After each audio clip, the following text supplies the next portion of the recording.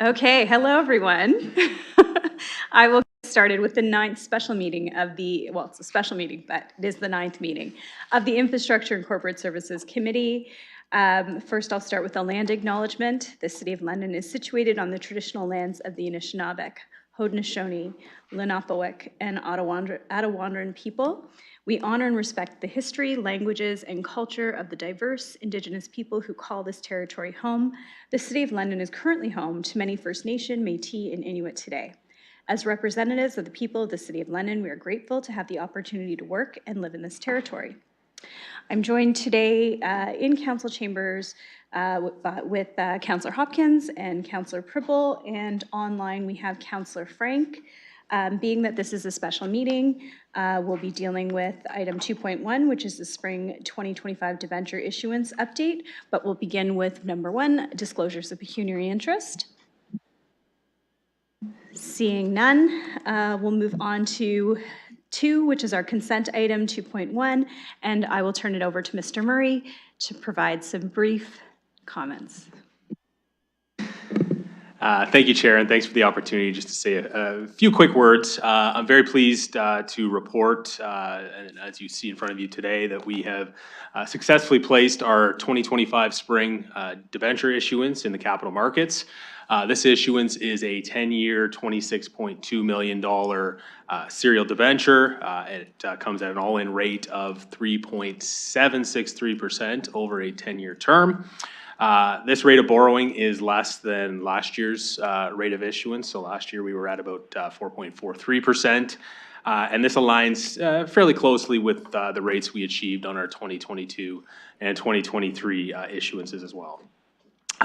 So far this year, capital markets have been quite volatile, I will say, and that's primarily driven by tariff developments south of the border. We were fortunate to find a period of relative stability in the markets in order to proceed with our issuance and get a deal done. I will say, and take this opportunity to mention, that our AAA credit rating, now for 48 straight years, contributes to our ability to access the largest possible pool of potential investors for our issuance, even when markets get a little choppy. So this a good illustration of the importance of our credit rating. Subject to approval by committee today and then council tomorrow, we will ultimately move forward with settlement of this issuance on May the 20th. And with that, I'm happy to take any questions that committee might have. We are also, I believe, joined or going to be joined by one of our representatives from RBC Capital Markets as well, who is the lead on this year's debt issuance deal as well, if there are any detailed questions. Thank you. Thank you, and I see that they are on Zoom, which is wonderful. If we have any further questions, to get us started, I'll look for a mover, Councillor Hopkins, and a seconder, Councillor Pribble, and then look for any questions or comments. Councillor Hopkins, go ahead. Thank you, Madam Chair, and just want to thank staff for the work that you do, providing us the information. It's very much appreciated. I understand the interest isn't as high as last year's, but it's not as low as it has been in other years, and really appreciate you know, I see the due diligence that you have here, making us viable as a city to provide for you know, that stability that we need to go forward with the projects that are ongoing in our city. So thank you. Thank you. I'll look to the rest of the committee to see if there's any further questions or comments. Councillor Pribble. Thank you. One comment and one question. In the conclusion, it does say negative budgetary impact is not anticipated, so glad to read that. Last month we received a report on the forecast of the debt for next 10 years. So my question is, this amount is of course included in the forecast we received last month. Thank you. Mr. Murray. Thank you, and through you, Madam Chair.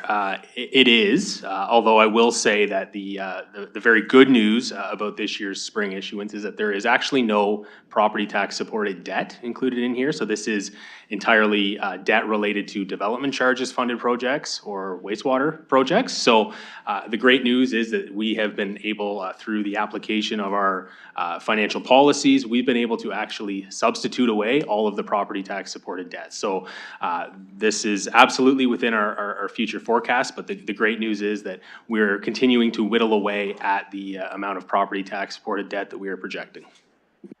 Thank you, Councillor. Thank you for your answer, and thank you for taking this action. Thank you. I'll look to Councillor Frank. Any questions? Okay, seeing none, I'll look to open the vote on this item.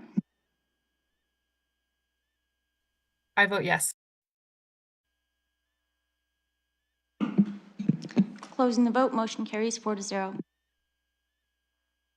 Thank you, and thank you to staff for that report and for RBC for being with us online as well.